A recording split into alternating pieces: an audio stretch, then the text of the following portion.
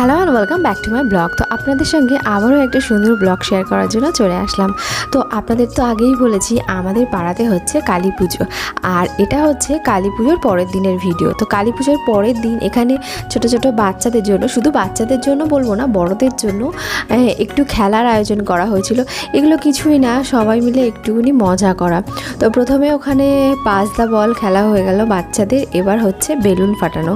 বড়দের বাচ্চাদের সবার জন্যই কিন্তু খেলার আয়োজন করা হয়েছিল। তো এবার প্রথমে বাচ্চাদের হয়ে গেল, এবার হবে বড়দের বেলুন ফাটানো।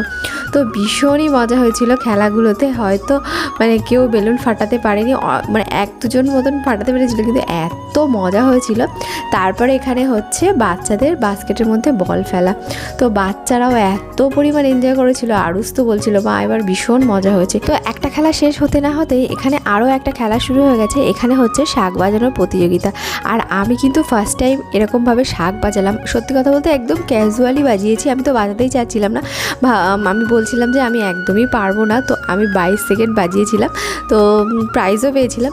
তো যাই হোক, বেশ মজা লাগছিল। আর এই ব্যাপারটা না এত ভালো লাগে সবাই মিলে এই যে একসাথে ইনভলভ হয়ে খেলা করা বা এই সন্ধ্যের সময়টা কাটানো, এটা না ভীষণই ভালো লাগে। আর বাচ্চাগুলো এতটাই এনজয় করেছে, যেহেতু ওরা এখন একদম একা একা থাকে, সেইভাবে বন্ধুবান্ধব কাউকে পায় না। তো কোনো একটা ফেস্টিভ্যাল হলে বা সবাই একসঙ্গে হলে ওদের ভীষণ মজা হয়। তো শাঁখ বাজানো প্রতিযোগিতা হয়ে যাওয়ার পরে এখানে হচ্ছে মিউজিক্যাল চেয়ার।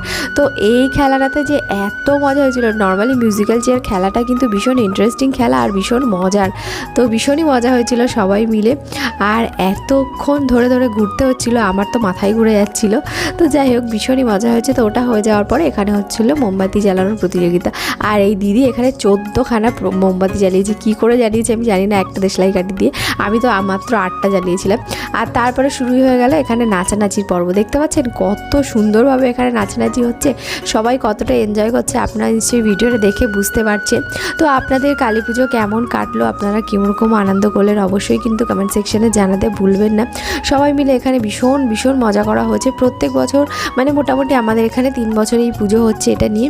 তো এবছর কিন্তু সবথেকে বেশি মজা হয়েছে, ভীষণই ভালো লেগেছে। তো আমরা চাইবো, আশা করব যে পরের বছর যেন আবার এর থেকেও বেশি বড় করে আমরা পুজো করতে পারি আর আরও বেশি বেশি মজা করতে পারি।